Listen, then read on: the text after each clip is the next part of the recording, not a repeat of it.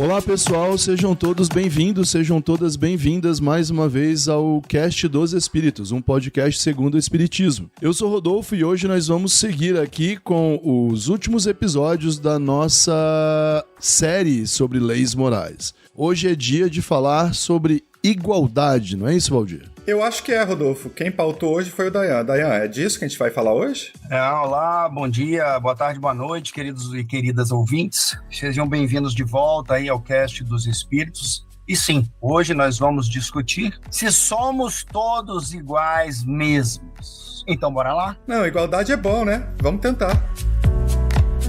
Como vocês puderam ver, nosso trabalho é muito bem organizado. A gente começou a gravar o episódio sem que o Valdir soubesse do que se tratava. Tô brincando, Valdir. O Valdir é como aquele bom professor, que nem eu faço quando eu chego em sala de aula. Eu já chego perguntando o que a gente viu na semana passada, que é para os alunos terem uma noção de quão bem organizado eu sou em sala. E na tentativa de descobrir o que foi a sua última aula, né? Aí alguém sempre me avisa, o senhor tá agora na aula de filosofia da ciência, que não é direito internacional, o senhor tem que voltar agora, é ontologia. Em que curso é esse mesmo? Aqui é mestrado, é o curso de graduação. Sei bem como funciona.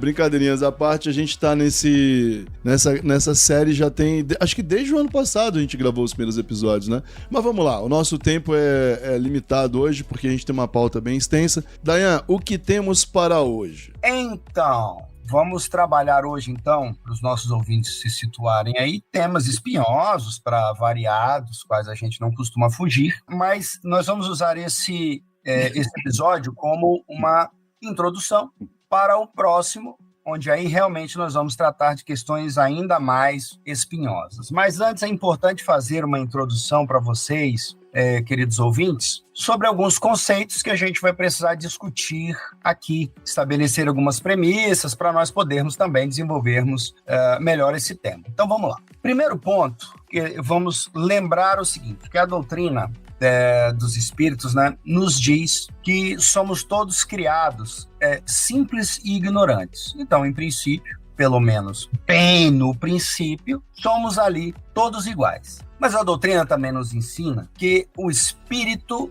ele não possui sexo nem gênero. Entretanto, quando nós ocupamos corpos humanos, nós possuímos, obviamente, sexos distintos e que o mesmo espírito, ora pode encarnar e fazer uso de um corpo masculino, ora encarnar e fazer uso de um corpo feminino. Muito bem.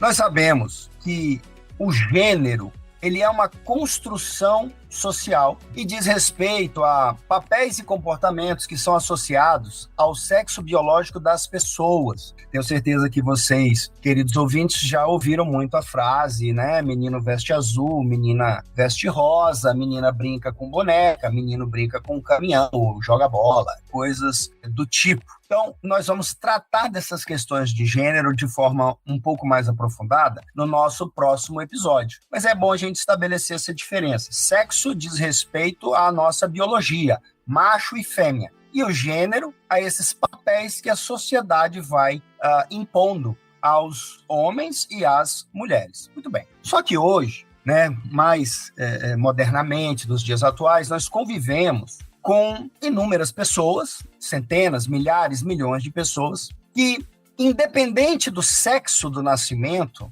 elas não se identificam com o gênero que lhes corresponde. Nós temos uma complexidade aqui. Então, nós vamos ter homens e mulheres que se percebem como do gênero diverso do sexo que elas possuem. São chamados transgêneros. Assim como nós temos pessoas que se identificam como não binárias, ou seja, elas não se enquadram ou elas rejeitam ambos os gêneros. Elas não são, por assim dizer, elas não aceitam esses papéis nem masculino nem feminino, elas não são nada disso. E temos também as que transitam entre os gêneros, que são chamados de gênero fluido, que elas possuem esses comportamentos ou assumem esses papéis tanto do homem quanto da mulher. E ainda pessoas que se identificam como tendo os dois gêneros simultaneamente, que são chamados bigêneros. Então, todas essas questões são só para trazer também uma informação e excitar, vamos dizer assim, a curiosidade dos nossos ouvintes para aquilo que nós vamos tratar nesses dois episódios. Mas aí a questão é, a doutrina, né, ela nos fala alguma coisa sobre isso? O espiritismo, ele entra em choque com essa realidade social moderna? O espiritismo precisa de uma atualização? Ou a doutrina, ela está em conformidade com a realidade desse nosso tempo? Ela abrange todo mundo? Então, é isso, basicamente. É só isso que nós vamos discutir, então, a partir de agora.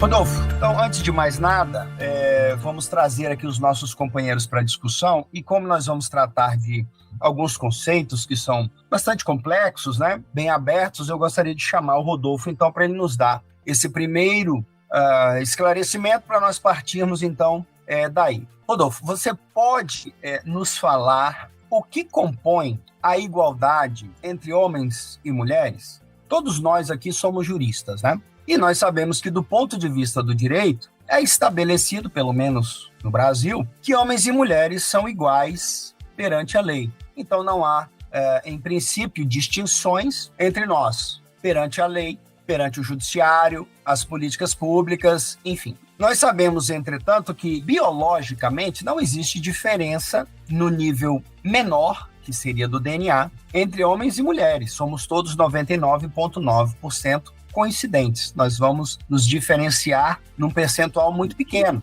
mas nas funções sociais nós somos bem distintos, né? Então, o que você pode falar para a gente sobre isso, sobre essa igualdade, né, entre homens e mulheres? Bom, Dayan, como os nossos ouvintes e as nossas ouvintes já devem ter se acostumado me ouvindo aqui no podcast, a minha opinião sobre esse assunto, ela não tem um fundamento metafísico. Ou seja, eu tenho uma tendência a divergir quando eu leio sobre esse assunto num texto de natureza religiosa, como é o Livro dos Espíritos, porque no Livro dos Espíritos existem afirmações sobre a existência dos direitos ou dos valores, como a gente está estudando aqui leis morais, como uma coisa por si mesma. E eu, Rodolfo, faço parte de uma corrente de pensamento que diz que tanto valores, quanto direitos, quanto essas afirmações,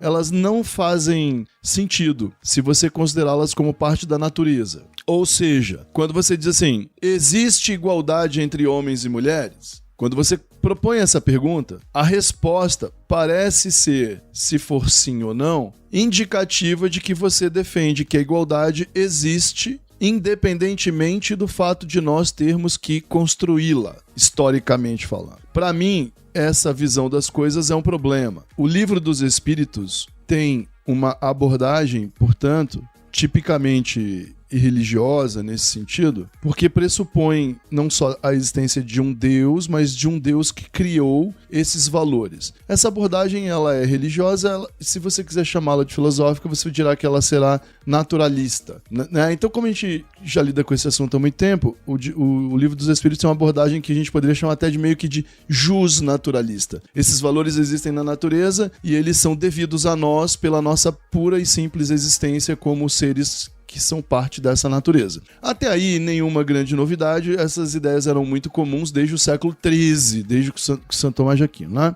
E aí eu acho que o Livro dos Espíritos vai muito bem na primeira parte em que ele explora esse assunto, justamente na pergunta 803, cujo título da sessão é justamente Igualdade Natural. Então é capítulo 9, parte 8, sessão Igualdade Natural. A pergunta 803, todos os homens são iguais perante Deus? Colocada desse modo pelo Kardec, a pergunta tem obviamente uma conotação religiosa ou naturalista, né? Na melhor hipótese, ok? Nos dois casos, uma abordagem metafísica. E a resposta é sim. Então tá, todos são iguais perante Deus? Sim. Todos tendem para o mesmo fim e Deus fez suas leis para todos. Frequentemente dizeis, o sol brilha para todos e com isso enunciais uma verdade maior e mais geral do que pensais. Então, tudo bem. Até aqui é uma coisa interessante, acho bacana, acho que a gente está tirando a parte metafísico-religiosa para mim, mas de resto não há muita novidade aqui. Então, Rod, quando você estava falando sobre isso, me ocorreu uma hipótese. Como Kardec está invocando ou melhor, ele está trabalhando num ambiente eminentemente religioso, preferencialmente religioso, como você já indicou? Sem dúvida. O Espiritismo aqui dá um passo adiante mesmo como religião, eu acho. Eu não estou muito certo o que o dogma católico pensa sobre a diferença acerca dos reis e do povo, né? Se os reis são uma pessoa diferente por estarem investidos do poder divino para comandar e governar. Mas se nós pensarmos no aspecto religioso mais amplo, para além do catolicismo em si, os homens não são todos iguais. Na antiguidade clássica, os faraós eram deuses. Naturalmente eles eram diferentes, inclusive uma prática de casamento endogâmico para preservar a natureza diferente que eles possuíam de si. Alguns, nas tradições orientais, você tem casos de pessoas que são deuses também. Inclusive, há casos bem peculiares em que você nasce humano, se torna deus e volta a ser humano de novo. Então, a nossa percepção espírita sobre a proposta espírita de que todo homem, do chefe da religião ao pior criminoso e do mais simples servo até o rei, são todos iguais perante Deus, me parece, no século XIX, embora já tenhamos passado pela Revolução Francesa, pelas revoluções burguesas anteriores, já houve o movimento da Comuna de Paris, se eu não estou equivocado, nós já temos aí uma percepção mais acessível para uma igualdade entre todos. Então, nesse ponto, eu não sei, talvez você e o Dayan tenham essa mesma sensação que eu, de que, ao fim das contas, mesmo sendo uma pergunta religiosa, ela é uma pergunta que está além do patamar das outras. Uma pergunta que está além do patamar e talvez uma resposta muito boa. Mas, veja, para as doutrinas cristãs tradicionais, perante Deus, homens e mulheres são iguais também, tá? O cristianismo, embora tenha como movimento histórico, por exemplo, a Igreja Católica, não só a Igreja Católica, né? Os protestantes também fizeram isso, mas citando a Igreja Católica, embora a Igreja Católica atribuísse aos reis direitos que, segundo ela, seriam conferidos por Deus, então, os reis têm direito sagrado a reinar, a serem proprietários, a exercer poder e etc. A rigor, esse rei, ele é duas coisas ao mesmo tempo. Enquanto o rei, ele é um líder civil na terra, mas ele tem um CPF. Ele é um indivíduo privado cuja alma será julgada como a alma dos outros. Perante Jesus no julgamento final, ele não gozará da coroa, entendeu? Ele não gozará da coroa. E isso era muito importante para a Igreja Católica, por quê? Porque os privilégios tinham limites. Assim, ela podia ainda, de alguma forma, se impor sobre o rei, entendeu? Tipo, olha, quem fala com Deus somos nós. Você está preocupado com a sua alma, vai ter que, por exemplo, comungar, né? Você não pode divorciar, você não pode... Entendeu? Ela mantinha um controle religioso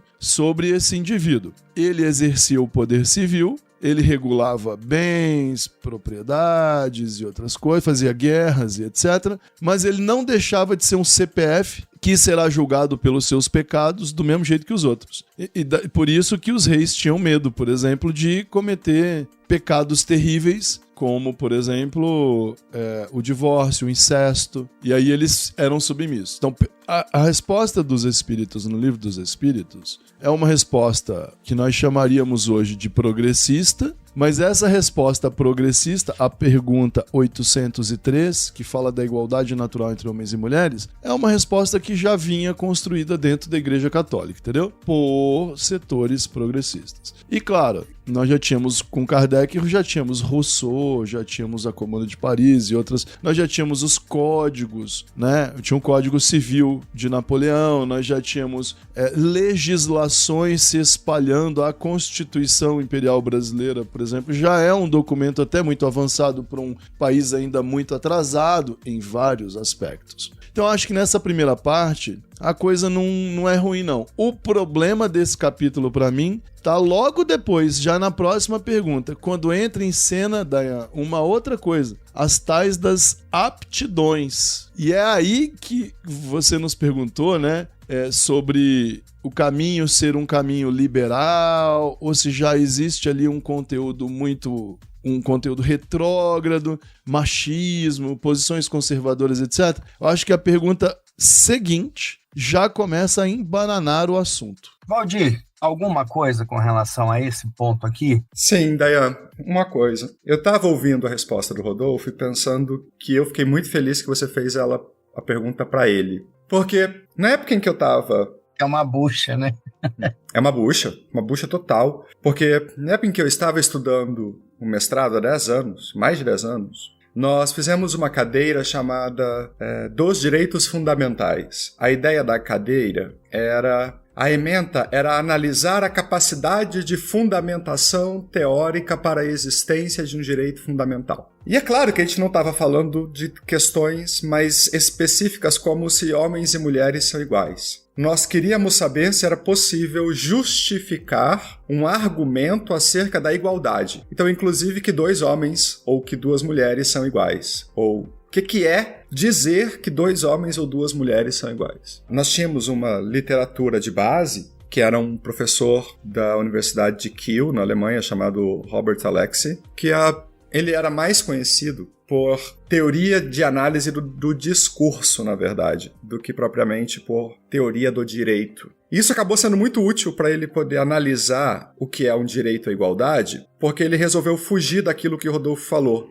de um justnaturalismo, de algo que existe, um dado na natureza, brotou da terra quente, a igualdade é isso aqui, pop, caiu do céu. E ele fez uma escolha que foi muito inteligente na época. Ele resolveu analisar os julgamentos proferidos pela Suprema Corte Alemã. Ele disse, olha só, eu não tenho como aceitar que existe uma igualdade que nasce do nada, e que essa igualdade existe desde sempre, sem nenhuma mudança, sem nenhuma variação, e que ela independe das pessoas que compõem a comunidade e dos interesses que existem nessa comunidade. Eu analiso discurso, eu estudo direito. Logo, onde é que eu vou encontrar o melhor discurso para ser analisado? No Tribunal Constitucional Alemão. E ele escreveu um livro apontando a sua hipótese sobre isso, que é uma bíblia, um troço gigante, em que ele vai analisar vários elementos muito formais e muito complexos de como se estrutura um discurso. E ele propõe várias ideias no capítulo sobre igualdade. Então,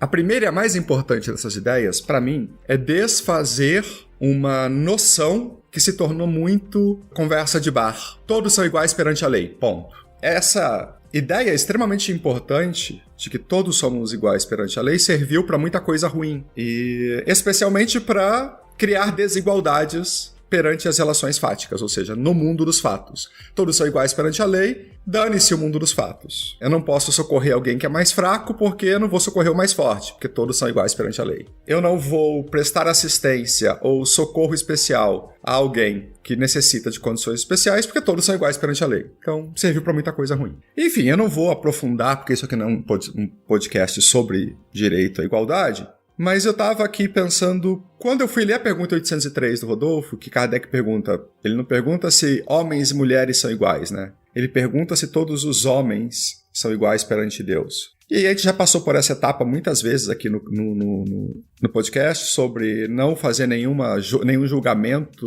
retroativo sobre as palavras que Kardec usou e que eram adequadas ao seu tempo. Então hoje nós perguntaríamos, todos os humanos são iguais perante Deus? Eventualmente todos os seres vivos são iguais perante Deus, mas hoje, século XX, já nos anos 70, 80, nós continuamos discutindo se existe uma possibilidade de fundamentar que todos humanos somos iguais perante Deus. E fica às vezes muito difícil a gente fugir daquilo que o Rodolfo, pelo menos para mim, fugir daquilo que o Rodolfo disse, olha, isso aqui é justnaturalismo, uma igualdade genérica, ampla. Eu penso que quando nós perguntamos, homens e mulheres são iguais perante Deus? Se fôssemos reescrever o Livro dos Espíritos hoje, eu não acho que essa seria uma pergunta possível mais. Eu não acho que eu conseguiria elaborar uma pergunta, os humanos são iguais perante Deus? Porque os humanos vivem em condições tão diferentes e diante de desafios tão próprios que eu não sei se perguntar são iguais perante Deus é justo. Porque talvez o melhor seja eles são desiguais na medida das suas desigualdades perante Deus. Ou ainda aquilo que é o que o Alexi estava estudando. Os homens são iguais perante os homens, ou os humanos são iguais perante os humanos. Nós somos uns diante dos outros iguais. Ouvinte, eu não sei se eu consegui ser claro na minha percepção. É que, para mim, são coisas muito diferentes. Eu saber se somos todos os humanos iguais perante uma divindade, se isso é bom,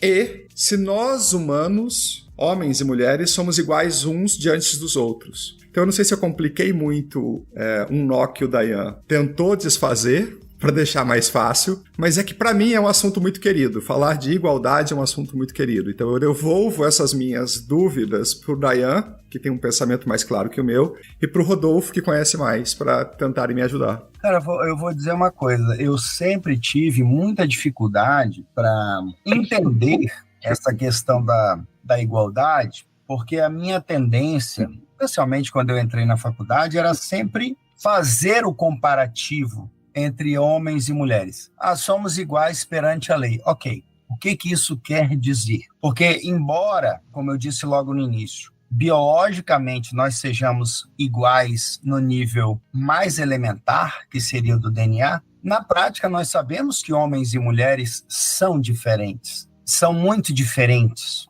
no que diz respeito à força, no que diz respeito às certas capacidades. Quer dizer, a mulher, embora precise da participação do homem, mas ela é capaz de gerar outro ser humano. Isso é um negócio que para nós é indescritível. O homem não faz nada nem parecido com isso, mas elas são mais lentas, elas são mais fracas. Então, nós não somos realmente iguais quando comparados sob esses aspectos. No aspecto legal, nós temos essa ideia de igualdade é que nós devemos evitar discriminar certas circunstâncias apenas porque tem um homem ou tem uma mulher naquele papel. Como, por exemplo, a questão salarial, né? O que justifica um homem e uma mulher que fazem a mesma coisa terem salários diferentes, por exemplo? O homem é mais forte. Não, mas aqui nós estamos falando de um outro aspecto. O que justifica que a mulher receba menos que o homem? Por que este tratamento desigual? É apenas pelo fato dela ser mulher? Então, algumas situações que causam, na verdade, estranheza, porque eu sou incapaz de imaginar e de pensar que essa diferença ela vem apenas do fato da desvalorização da condição da pessoa como uma mulher. A única coisa que justifica ela ganhar menos, fazendo o exato e mesmo trabalho que um homem, é o fato dela ser uma mulher. Então, isso é extremamente problemático. Isso não respeita, obviamente, as nossas diferenças. Mas esse assunto, nós não vamos, obviamente, aqui resolvê-lo, nós não vamos aqui dar um conceito definitivo do que vem a ser igualdade e provavelmente as bases do que seria, né, esse tratamento absolutamente igual que deveria ser dado para homens e mulheres. O que me chama mais atenção, na verdade, é como o Espiritismo ele vê essas diferenças, porque aí nós não estamos nem no campo biológico, nós não estamos no campo dos direitos, né, jurídico, nós vamos entrar em outro campo, né, num campo mais religioso. E como o Rodolfo já disse, esse capítulo que nós estamos trabalhando, né, o início, na verdade, dessa lei, ela traz já uma resposta que é muito, para mim, correta, adequadíssima. Olha, espíritos são simples e ignorantes, são criados todos iguais, não deve haver essa distinção aí entre homens e mulheres. Só que aí, como o Rodolfo já adiantou, lá um pouco mais à frente, me parece que as respostas dos espíritos, elas começam a entrar em contradição com essa premissa que foi colocada. É aqui que me causa mais estranheza. Me parece que isso é problemático. Aliás, dentro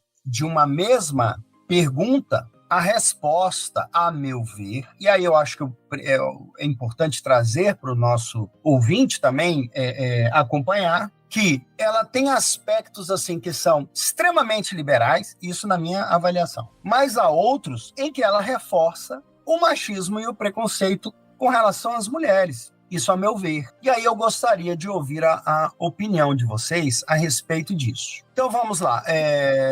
Ouvintes, se vocês tiverem a paciência, abram o Livro dos Espíritos lá na página, ou melhor, na página não, na pergunta 821, por exemplo. O questionamento é assim: as funções a que a mulher é destinada. Já me causou um ojerizo, mas tudo bem. Aí ela segue: pela natureza, terão importância tão grande quanto as deferidas ao homem? A pergunta foi formulada por um ser humano, provavelmente um homem. Ela segue o seu caminho, mas aí os espíritos respondem: sim, maior até. Perfeito. Aqui para mim, sem nenhum problema. E é ela quem lhe dá as primeiras noções da vida. Aqui parece que a grande importância da mulher seria porque ela dá as primeiras noções da vida para o homem, e não a própria vida, né? Que ela dá o homem à luz. Essa pergunta ela ainda não é tão problemática, porque fala da natureza. E eu penso nessa função que a mulher tem e que nós não temos, de gerar a vida. Perfeito. Aí, a pergunta 822A, ela vai e volta. Ela vai e volta. Os primeiros perguntou assim sendo, perguntando sobre legislação, de igualdade de direitos e tal. Diz que é e tal. E aí continua. Assim sendo, uma legislação, para ser perfeitamente justa, deve consagrar a igualdade dos direitos do homem e da mulher? A resposta só podia ser uma. Dos direitos, sim. Ok. Aí vem um problema. Das funções, não. Isso me incomoda, porque a gente não fica claro qual seria, que funções seriam essas. A única coisa que me justifica isso aqui, das funções não, a única coisa que para mim teria de diferente entre uma função, qual é a função da mulher? Não digo que é uma função, mas o que ela tem que ninguém mais tem? Capacidade de gerar outro ser humano, se ela quiser. Porque se ela não quiser, ela também não é obrigada. Então não é a função dela, não é reprodutiva, mas ela tem esta capacidade que ninguém mais tem. Mas segue, continua a resposta. Preciso é que cada um esteja no lugar que lhe compete. Ora, que lugar compete à mulher? Aquele que o homem designar? Quem é que vai designar o lugar que compete à mulher? Continua. Ocupe-se do exterior o homem, ou seja, o homem trabalha. E do interior a mulher, limpa a casa. Com todo respeito, puta que pariu, né? Então, isso aqui, para mim, é muito problemático. Aí, cada um de acordo com a sua aptidão. Eu acho que podia ser só essa resposta. Cada um de acordo com a sua aptidão. Porque se aquele ser humano que é um homem, ele tem uma aptidão, por exemplo, para trabalhos domésticos, ele que vai fazer. Se a mulher tem uma aptidão e ela curte, por exemplo, consertar carros, ser mecânica, ela que vai fazer. Mas por que o homem deve ocupar o exterior e a mulher o interior? Então, aqui, para mim, o espiritismo reforça uma visão machista e sexista das nossas atividades cotidianas. E aí ele continua a resposta. A lei humana, para ser equitativa, ela deve consagrar a igualdade dos direitos do homem e da mulher, ok? Todo privilégio a um ou a outro concedido é contrário à justiça. Perfeito. A emancipação da mulher acompanha o progresso da civilização. Sua escravização marcha de par com a barbárie. Lindo. Os sexos, além disso, só existem na organização física. Perfeito. Se ele dá uma resposta tão boa assim no final, por que ele faz aquela merda no começo? Então, para mim, a resposta, vocês entendem a minha angústia, ela é contraditória. Dentro dela há uma contradição. Eu reforço a premissa de que todos são iguais, não pode haver discriminação entre os homens e as mulheres, mas aí eu venho falar de função, de exterior, de interior. Como é que vocês conseguem, se é que vocês conseguem, harmonizar isso? Porque eu só consigo ver contradição. E aí, como eu sou daqueles juristas bem chatos, eu pego o que é bom e esqueço o que é ruim. Mas está lá. Me parece que há dentro da resposta uma contradição e ora eu tenho uma posição liberal, ora eu tenho uma posição conservadora e machista. Como é que vocês veem isso? Vamos lá. Eu acho que não tem contradição. Vou explicar o porquê. E precisamos de algumas dicas para poder nos posicionar melhor diante de todo esse debate. Nós precisamos aqui ter algumas coisas em mente para poder trabalhar com esse assunto, senão a gente vai se perder. Chama atenção para o seguinte, por exemplo, a gente não pode misturar, quando a gente fala sobre esse assunto, as funções semânticas que algumas palavrinhas-chave possuem. Dizer que uma coisa é ou existe é muito diferente de afirmar que ela deveria ser de um jeito ou de outro. Né? Todos nós três somos juristas, então pra gente é meio que fácil separar o que é do que deve ser. Mas às vezes a gente escorrega. Então, uma coisa é dizer que existe igualdade entre homens e mulheres. A outra, e aí vocês citaram aí, o que significa afirmar que existe igualdade, né? Vocês estavam discutindo isso. Outra coisa é dizer, deveria existir igualdade entre homens e mulheres, e a igualdade que eu penso é isso aqui. Se os nossos ouvintes tiverem isso em mente, já dá para resolver muita coisa. Os espíritos afirmam que existe igualdade entre homens e mulheres perante Deus. O que eles querem dizer com essa afirmação? Muito provavelmente, dada a estrutura do Livro dos Espíritos, significa que homens e mulheres são espíritos imortais. Dado que o espírito imortal não tem sexo, ele, ao longo do seu processo evolutivo, assumirá papéis distintos, como homem, mulher, e conforme os nossos estudos contemporâneos LGBTQIA+, intersexo, não binário, né? E por aí vai. Porém, haveria uma essência de um espírito não sexuado, um espírito assexuado, e aí, por definição, completamente agênero e etc. E aí, nesse sentido, eles são iguais porque Deus ali não estabeleceu entre eles nenhuma diferença. É nesse sentido em que eles são iguais. Só que aí existe uma passagem dentro do capítulo dessa esfera de discussão, digamos assim, mais profunda. Tecnicamente, em filosofia, a gente poderia dizer que nesse ponto que eu acabei de citar, a discussão é ontológica. É ontológica porque ela é referente ao que é mais básico, ao básico do básico. O básico do básico é o quê? O básico do básico é que somos espíritos e espíritos não são separados por sexualidade, por gênero, por absolutamente nada. Ponto. Ok. Neste ponto, eu, por exemplo, gosto dessa definição. Eu acho ela interessante. Só que o capítulo evolui para uma discussão sobre a organização do mundo. Uma teoria do mundo físico. Uma discussão sobre a realidade do mundo físico. Por quê? Porque se os espíritos estão falando de homens e mulheres, segundo as suas próprias definições, homens e mulheres já é um tema da organização material do mundo, ok? Concordam com isso? Quer dizer, se na essência os espíritos não se distinguem pelo sexo, então a discussão sobre homens e mulheres já é uma discussão sobre a organização do mundo. Nesse ponto, para mim, existe uma incoerência entre princípio e aplicação do princípio, né? Existiria aqui uma incoerência. Para mim, Rodolfo.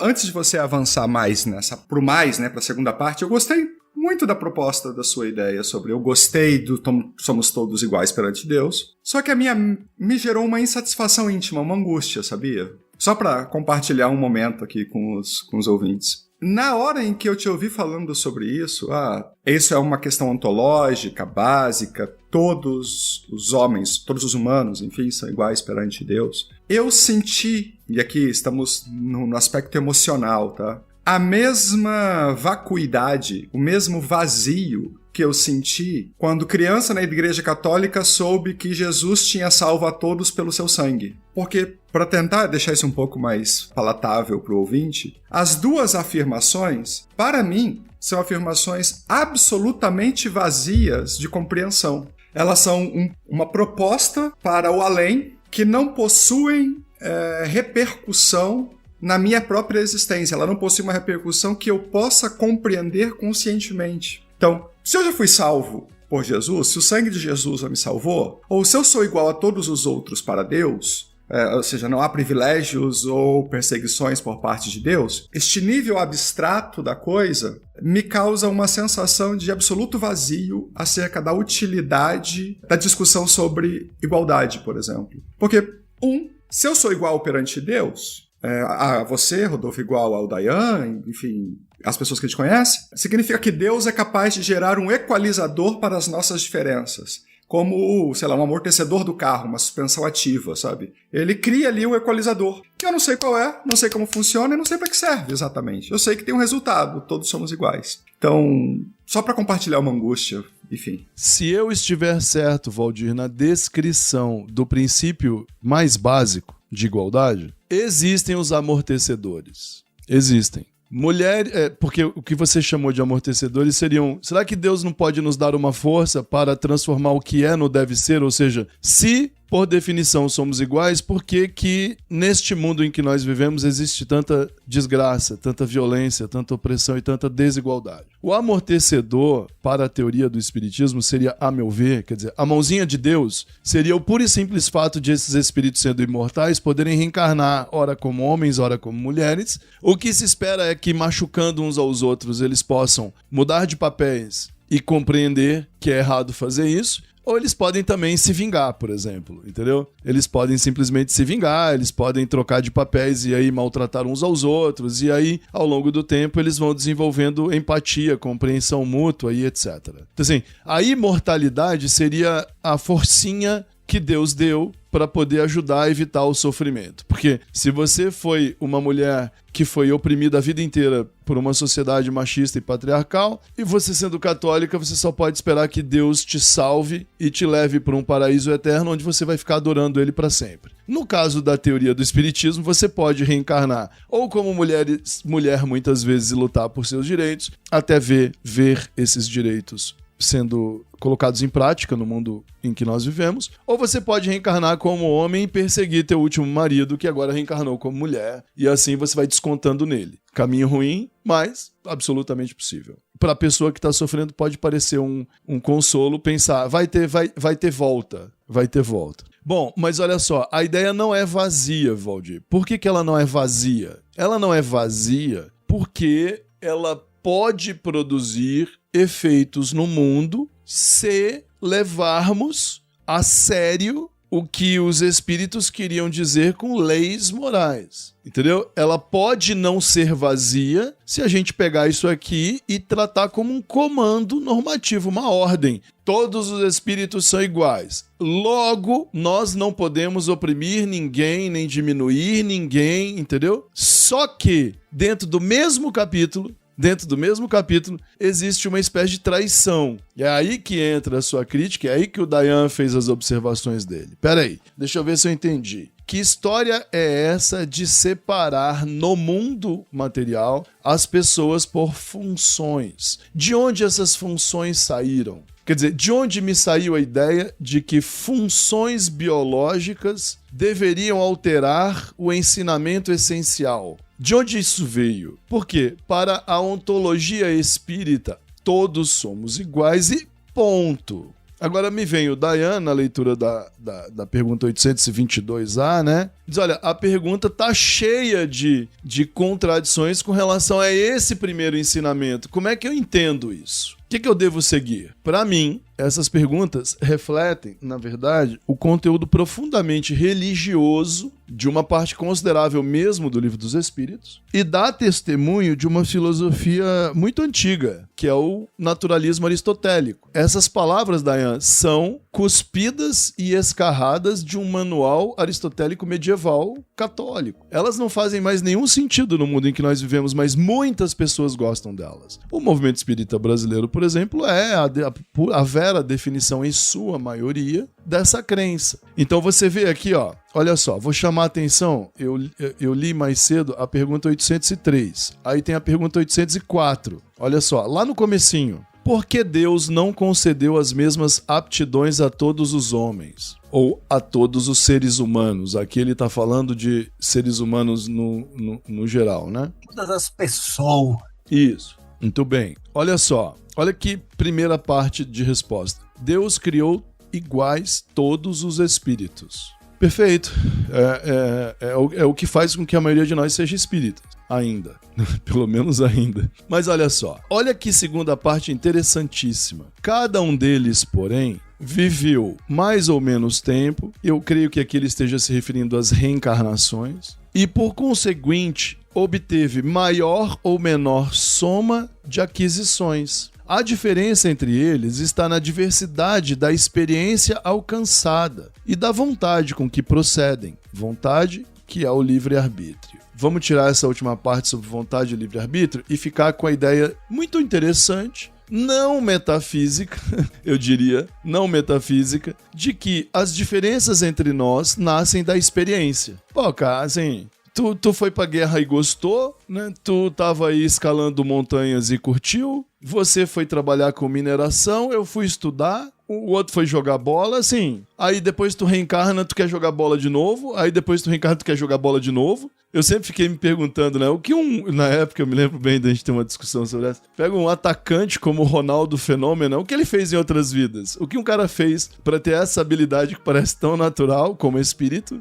em outras vidas onde não havia futebol, né? Ele praticou outros esportes, provavelmente o cara tá nessa há muito tempo, pra ele ter um nível tão elevado, talvez o cara esteja nessa. Não, talvez ele tenha sido um soldado e gostasse, enfim. A gente sempre discutia de onde nascem essas diferenças e a resposta aqui diz da experiência, beleza? Ok. Mas olha o que ele diz a seguir. É por isso que uns se aperfeiçoam mais rapidamente do que outros, o que lhes dá aptidões diversas. Até aqui a gente está indo. A seguir, olha só. A variedade de aptidões é necessária, a fim de que cada um possa concorrer para a execução dos desígnios da providência, no limite do desenvolvimento de suas forças físicas e intelectuais. O que um não faz, o outro faz. Assim, cada um tem o seu papel útil a desempenhar. Peraí. O que a providência tem a ver com isso?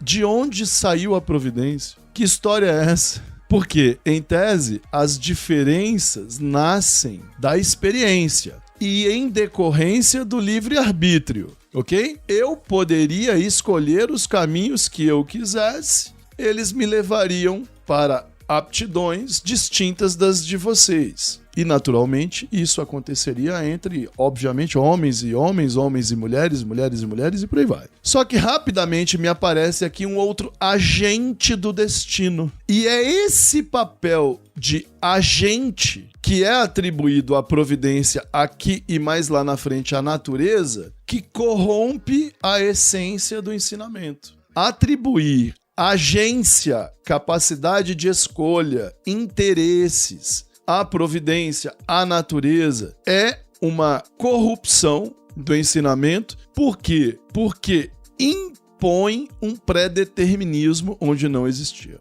Peraí, a diferença de aptidões é decorrente da experiência ou ela é necessária por imposição dos deveres da providência? São coisas diferentes. Aí, quando a gente vai lá pra frente para a pergunta que o Dayan leu, isso fica bem evidente, né? Então, assim, eu vejo aqui duas escolas brigando. Eu vejo, timidamente, um germen de uma doutrina filosófica não metafísica. Na época do Kardec, ela teria sido chamada, provavelmente, de historicista, baseada na experiência. Então, temos aí um conflito.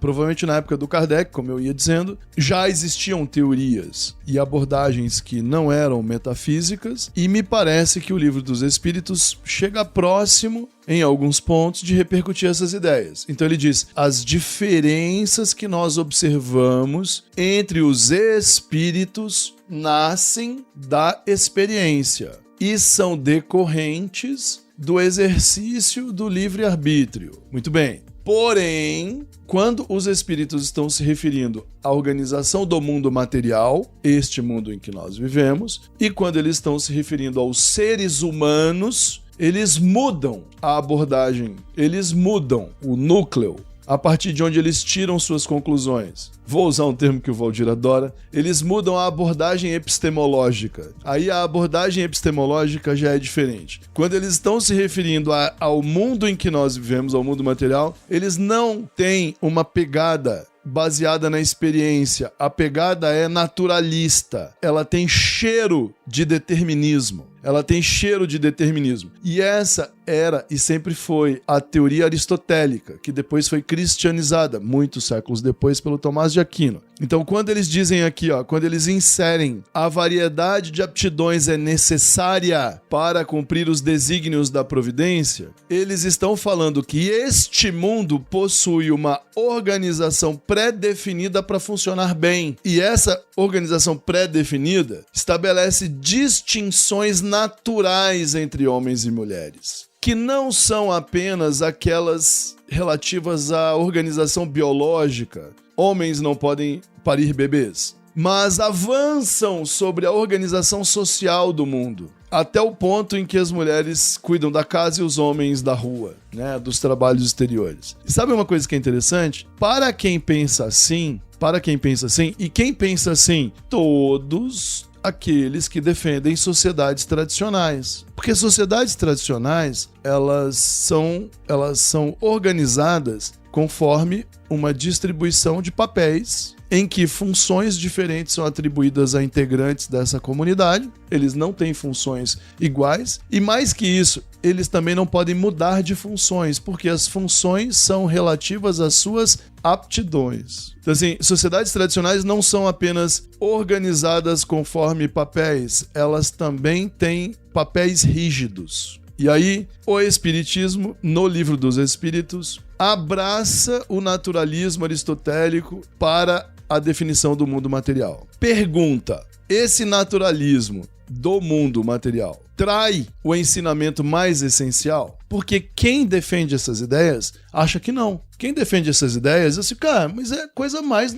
O que vocês queriam? Se as mulheres são mais fracas fisicamente, vocês queriam que elas lutassem nas guerras? Se as mulheres podem parir bebês, não é natural que elas fiquem em casa cuidando dos bebês? Vejam que eu usei a palavra natural, né? Só que a palavra natural aqui, ela tem uma outra conotação. Viu, Valdir? Ela corrompe a fronteira entre o é e o deve ser. Se as mulheres parem bebês, elas não devem, portanto, ficar em casa para cuidar deles? Então, quando você joga o se as mulheres parem bebês, é natural que elas fiquem em casa, você tá jogando areia nos meus olhos. Você tá jogando areia nos meus olhos.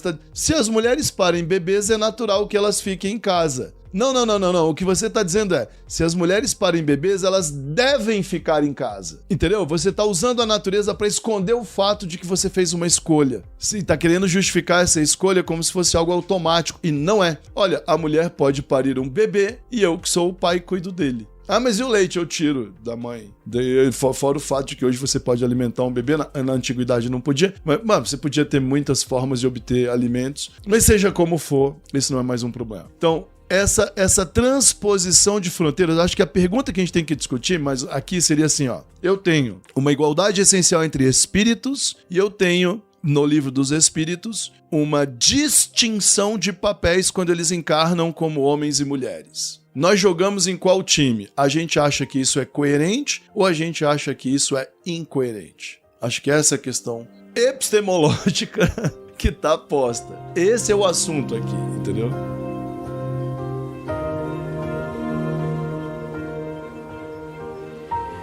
Tá, eu quero ganhar dinheiro como advogado do diabo.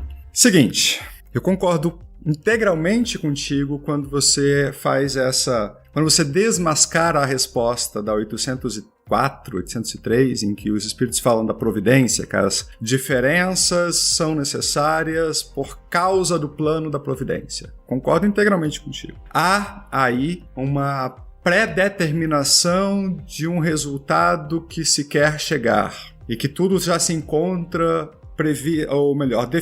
tudo é instrumentalizável para um fim. E aí você critica na 822 a ideia de que nós definimos, ou que há um papel definido naturalmente para o homem e para a mulher. Então essa ponte me parece muito boa, muito correta no seu argumento. Meu problema está, não sei onde, se mais em cima ou mais atrás, mas existe para mim um problema nessa estrutura inteira, que é, eu suspeito de que dizer que homens e mulheres são iguais é uma equivalência a dizer que eles tenham funções próprias. Que ao dizer que homens e mulheres são iguais, eu estou assumindo uma posição naturalista, talvez. dizendo, olha, homens e mulheres são iguais.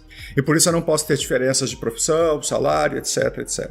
E para mim, a suspeita que é mais dolorosa para atuar como advogado do diabo é que isso para mim cheira a eurocentrismo. Cheira a dizer que, olha só, outras comunidades que pensam a experiência humana de uma forma diferente são necessariamente comunidades, como é que os espíritos disseram aqui? Que estão na barbaria, sei lá. Porque eles escravizam a mulher. De pensar que essa resposta dada na época em que ela foi dada, não havia mulher não escrava praticamente no mundo. As mulheres estavam escravizadas ao lar. Na Europa, civilizada, ou nos lugares que os espíritos dizem não serem civilizados. Mas deixando o julgamento de tempo retroativo para trás, a minha questão como advogado do diabo mora no risco que eu enxergo na afirmação de nós aceitarmos a afirmação homens e mulheres são iguais, disto ser uma postura eurocentrista em relação às outras comunidades planetárias que não admitem essa resposta da mesma forma como nós admitimos, né, como nós concordamos,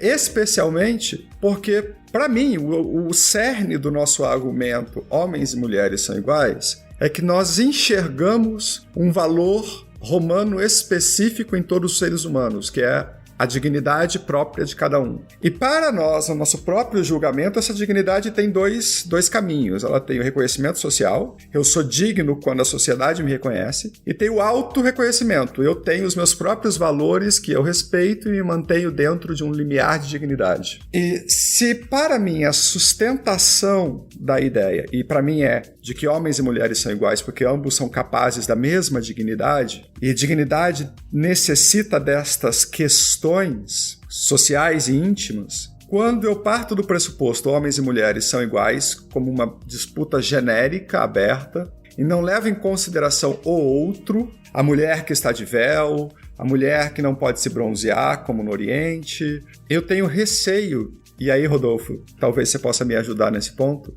a não estar assumindo uma postura de superioridade eurocentrista ao dizer homens e mulheres são iguais. Bom. Veja, mas esse sim, quer dizer, sim, em termos sociais, de teoria social, teoria histórica e filosófica, é uma espécie de eurocentrismo. Porém, religiosamente falando, a ideia de igualdade entre homens e mulheres perante Deus não é eurocentrista. Ela também existe em outras culturas. E é isso que acho que o ouvinte vai sempre ver uma dificuldade aqui. Uma coisa é o perante Deus, a outra coisa é nas sociedades humanas. Se você for até uma comunidade religiosa muito tradicional em um país não cristão, você vai encontrar papéis rígidos, ok? Papéis diferentes e rígidos. Podem ser sociedades de povos originários da América, os indígenas, etc. Podem ser comunidades cristãs tradicionais nos Estados Unidos ou podem ser comunidades não cristãs na África ou na Ásia. Sociedades tradicionais têm papéis diferentes e rígidos. Você não pode ficar mudando. Tipo, mulher não pode ser sacerdote, não pode ser chefe, né? O homem também não pode cuidar da casa e por aí vai. Beleza? Papéis rígidos. Porém, religiosamente, provavelmente essas comunidades dirão para você o seguinte: veja, nós temos papéis diferentes neste mundo, mas na hora que a gente for ser julgado por Deus, na passagem para outra vida, lá no futuro, seja como for que ela interprete isso, Deus me tomará usando uma medida semelhante àquela que usará para com as mulheres. Eu que sou homem vou ter...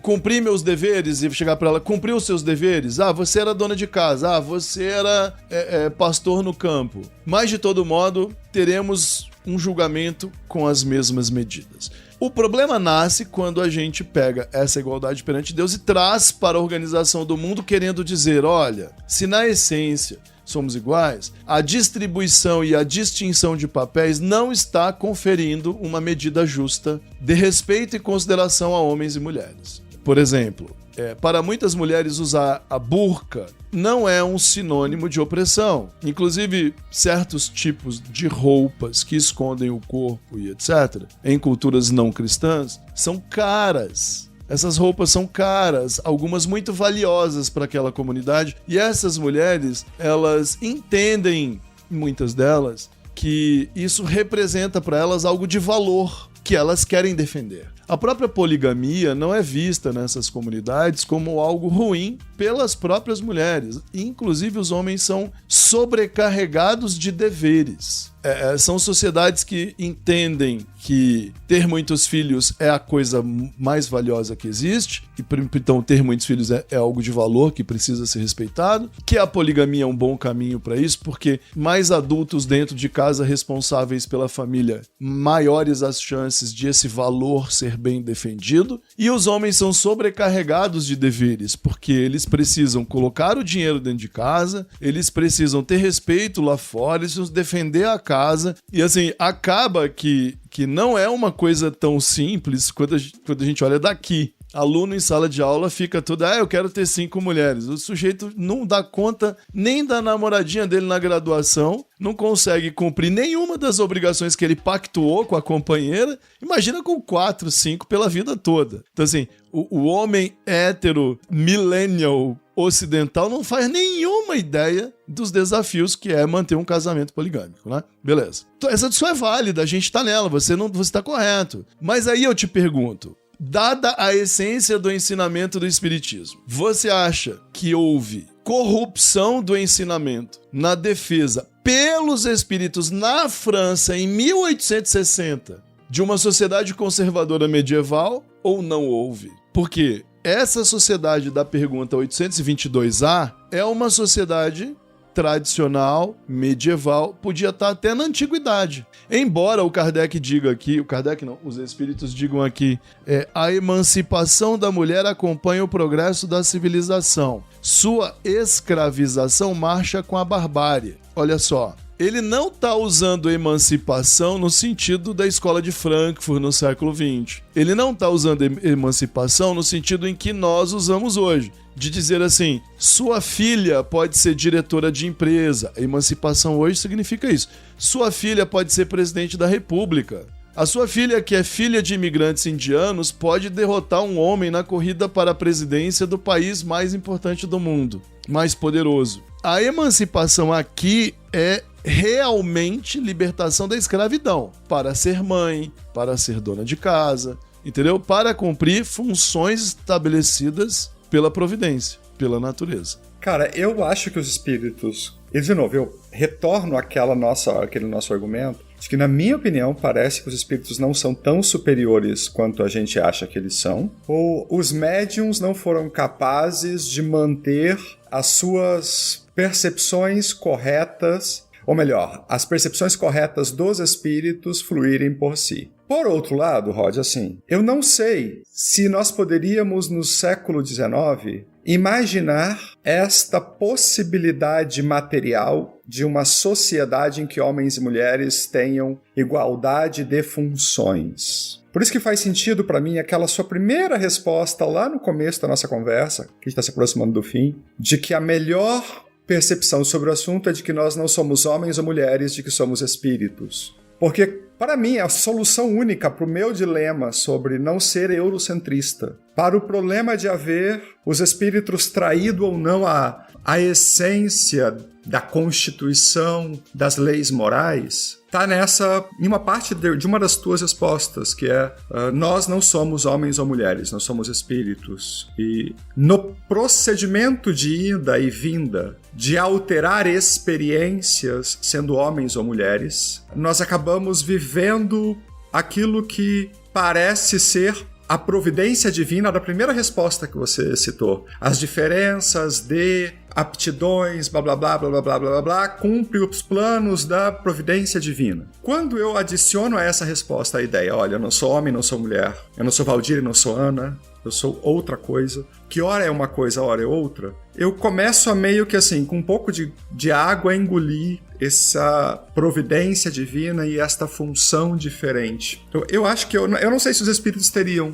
condições de responder alguma coisa aculturalmente no Livro dos Espíritos. Eu tenho percebido isso nas nossas conversas. que frequentemente a gente concorda com respostas mais genéricas, que são mais adaptáveis ao passar dos anos da cultura ocidental. E eu sempre fico com o sabor de que isso aqui não passa de cultura ocidental. E eu tenho ficado cada vez mais convencido de que os espíritos não são a universalidade das estrelas e da luz que desceu dos céus para isso e aquilo outro. Os espíritos são mera reprodução de uma cultura europeia de um certo tempo. Que nenhuma resposta aqui serve como, ou serviria como resposta definitiva para a humanidade. Que os espíritos são europeus, respondendo para europeus sobre problemas europeus. Que a gente não consegue superar isso. Mas muito confusos, né? Esse é o meu ponto. Eu concordo com isso também. Eu acho que existe alguma coisa ali que cumpre a função daquilo que a gente imagina que seria uma teoria universal, como essa que eu citei, o ensinamento essencial da igualdade entre os espíritos. Parece-me algo essencial, algo importante, algo universal, algo a ser defendido. E aí, na passagem para a aplicação disso à organização do mundo material, eles se confundem, eles retomam doutrinas contraditórias a esse ensinamento. Esse é o meu ponto. Eu acho que eu defendo, portanto, que há problemas na passagem do ontológico para o histórico espírita. E aí as reflexões sobre o mundo material, sobre homem e mulher, não são boas. Quando você diz assim, isso faz parte da época, o Kardec não tinha como, né? Então a gente não tem que usar. Então tem uma pergunta nesse capítulo de igualdade que a gente deveria usar. As outras já não deveria mais, porque então se elas são um reflexo de um comportamento histórico do tempo, não são mais úteis.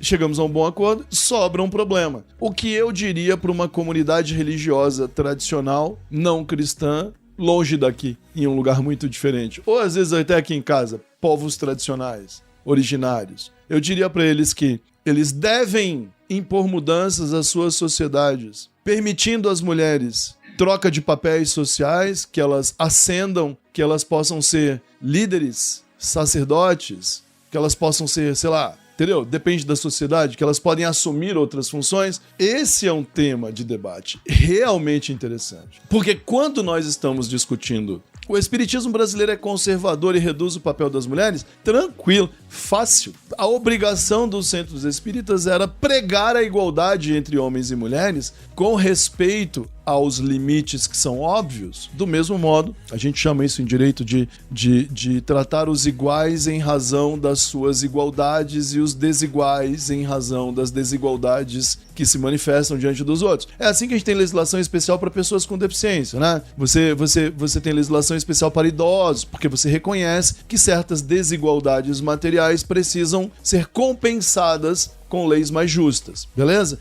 Dito isso, não é verdade que no espiritismo brasileiro a gente respeite as mulheres como elas merecem. Nem um pouco. Não preciso falar nem das grandes organizações, a Fébios, não sei o quê. Nem um pouco. Mas isso daí eu acho fácil de fazer, porque esse telhado de vidro aí, a gente já jogou muita pedra em cima dele, os compromissos são os mesmos. São com uma igualdade que se aprofunde. Porém, e no caso de sociedades tradicionais muito diferentes da nossa, o que teria o espiritismo a dizer quando chegasse lá e dissesse para eles assim, esse espiritismo que nós parecemos querer defender? Olha, vocês não podem espancar uma mulher no meio da cidade aí, porque ela deu um beijo em outra mulher, na prima dela, na tia dela, e vocês ficaram sabendo. E não podem, porque na essência, homens e mulheres, como almas imortais, são iguais. Essa é a pergunta que se impõe. Eu ia deixar essa por último. Era exatamente como é que isso está, né, no movimento espírita, como se via isso. O Rodolfo já adiantou. Eu sinceramente, essa, inclusive, é a minha visão. Eu acho que o nosso agir teria que ser muito diferente do que ele realmente é. Eu não tenho a menor dificuldade para concordar em relação a isso. Acho que o Rodolfo ofereceu para mim e para o ouvinte uma chave boa de solução, que é: nós somos uma comunidade que elegeu certos valores. E nós queremos que esses valores sejam preservados, respeitados e que eles sejam implementados, que eles tenham realidade e que eles funcionem de fato, que eu possa perceber, dentro ou fora do centro espírita. Eu tenho uma posição hoje, que talvez algum dia mais pra frente, ou talvez não, enfim, mude, mas hoje eu me sinto muito propenso a dizer que se alguma tarde, numa das minhas férias, sentado num albergue com um garoto muçulmano, e ele me perguntar: você acha que as mulheres lá no Iêmen, de onde eu venho, têm direito a tirar o véu e cortar o cabelo? Eu não opinaria sobre essa questão. Eu não diria para ele que eu acho que elas possuem um direito a isso, ou que elas não têm direito a isso. Porque para mim isso é aquilo que o Rodolfo acabou de chamar reiteradas vezes de comunidades tradicionais fortes, né? Eu não me sinto hoje no direito de dizer para alguém que está numa posição muito desigual que a minha solução é a que tem que ser perseguida. E eu sei que ao fazer isso, eu corro o risco de, na próxima encarnação, ser eu a mulher de burca sofrendo as violências do lugar. E talvez eu me submeta às violências e talvez eu lute contra elas, mas eu não sei o que vai ser até eu estar lá, na carne.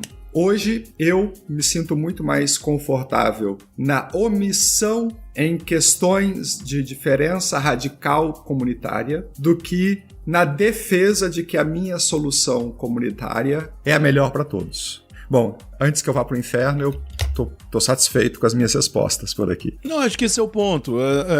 Eu só queria fazer você chato, mas é disso que se trata. Você começou, inclusive, dizendo: se esse garoto do Iêmen, que é muçulmano, tá viajando, te encontra aí em algum país neutro e ele te pergunta sobre o véu das mulheres, por exemplo, que é uma polêmica que se instalou nos últimos anos em outros países do Ocidente. A mulher tem direito a tirar o véu? Acho que eu queria só fazer essa correção. A mulher não tem direito de tirar o véu porque esse direito não é dado a ela por aquela sociedade. A pergunta seria: em razão de que você pensa que as mulheres deveriam poder escolher tirar o véu? De onde nasce esse reconhecimento? Aí você me viria com qual resposta para ele? Dado que estamos falando do espiritismo, você diria: olha, eu defendo uma visão da realidade em que homens e mulheres possuem uma essência que não é separada em homens e mulheres. E a base dessa essência é o reconhecimento de que o espírito é igual. Nós somos espíritos iguais uns aos outros. E a primeira coisa que advém desse reconhecimento é conferir a eles liberdade para fazer escolhas. O melhor seria que a sua sociedade se organizasse de uma forma que permitisse às mulheres escolher usar ou não o véu, tentando convencê-las permanentemente de que é melhor usar o véu, mas não impondo a obrigação ou aplicando punições para quem retirasse. Agora, eu entendo o que você quer dizer quando você, sendo um analista, né, um observador da organização social do mundo, deste mundo, diz: cara, você chega numa sociedade tradicional, tá funcionando às vezes há milênios. E elas funcionam por quê? Por que elas são bem organizadas? Porque os papéis são bem distribuídos, são rígidos, né? Essa homogeneidade produz estabilidade ao longo do tempo. Se eu chegar para esse sujeito falando de outras crenças, né, de outras ideias, eu estou agindo como um colonizador, eu estou agindo como uma pessoa que está trazendo uma verdade de fora. Espiritamente, o melhor a fazer é: amigo, em razão do que eu acredito como espírita, eu acho que existe uma boa chance de, essa seria a minha resposta, ao longo de muito tempo, gostando dessa cultura, esses espíritos que todos vocês são, existe uma chance de vocês, ao longo do tempo, reencarnando dentro dessa cultura porque gostam dela, mudarem de opinião sobre a rigidez dos papéis. Porém, existe outra chance, que é a de manter essa organização porque vocês realmente gostam dela. E aí, talvez aquilo que pra mim pareça uma injustiça, pra vocês não é e continue não sendo. Ele me perguntaria: mas pra sua religiãozinha ocidental bem pequenininha, assim, quase irrelevante estatisticamente, vai chegar uma hora em que a gente vai perceber que a gente oprime as mulheres? Olha, Isso vai depender do que elas pensam.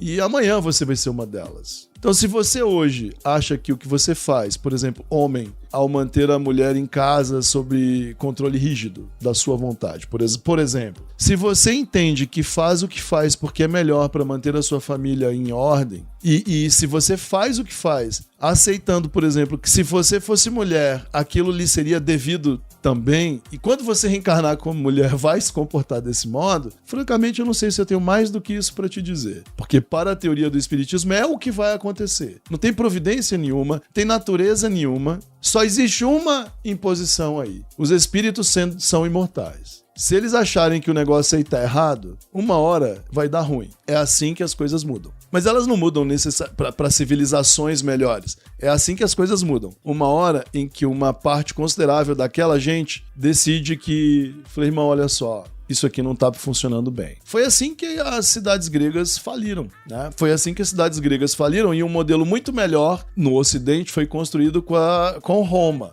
Mas a escravidão em Roma também deu numa terrível falência, numa incapacidade de sustentar uma expansão que não tinha condições de funcionar. Isso aconteceu no Ocidente muitas vezes, aconteceu no Oriente também. Então, assim, as sociedades vão mudando porque os espíritos encarnados ali ao longo do tempo vão encontrando formas novas de se organizar. É só ressaltar uma coisa, Rod. Nessas conversas interculturais, eu tive algumas, né? Eu fico sempre muito atento a saber se quem tá me perguntando quer saber se ele deve fazer alguma coisa, que foi a pergunta que eu fiz no começo. Olha, as mulheres têm o direito de tirar o véu? Eu não responderia isso. Mas eu responderia com muita tranquilidade. Como é que você, no Brasil, lida com este problema? É muito diferente você receber, para quem é sensível a divergências culturais, é muito diferente receber uma pergunta do gênero: o que eu tenho que fazer? O outro perguntando para você dar a ele uma ordem do que ele deve fazer. De você receber uma pergunta do como é que funciona lá na tua casa? O que vocês fazem lá? Essa delicadeza na pergunta me parece muito importante para que um diálogo com uma cultura muito diferente não descambe para um não diálogo, para uma disputa. Quando alguém me pede para valorizar, né, para dar um valor ou uma opinião de valor sobre a cultura dele, eu geralmente fujo. Não tenho condições de julgar porque não estou lá dentro, e os meus valores são europeus, e são de um homem de classe média europeu, melhor, brasileiro, mas criado dentro de uma cultura descendente europeia. Não posso opinar sobre isso. Muito bem, Dayan. Eu me sinto satisfeito. Acho que nós fomos bem longe, inclusive. Bastante longe.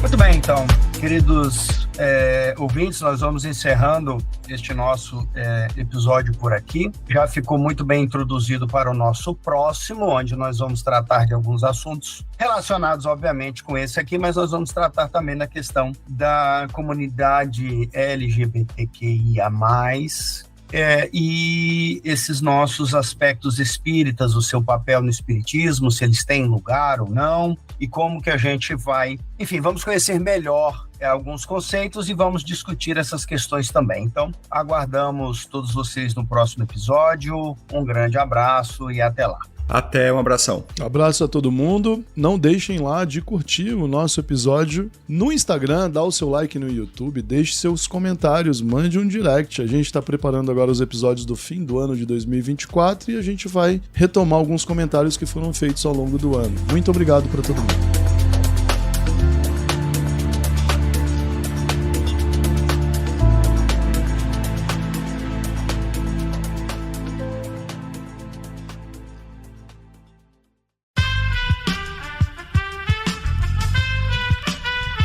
Esse podcast foi editado por Aerolitos, edição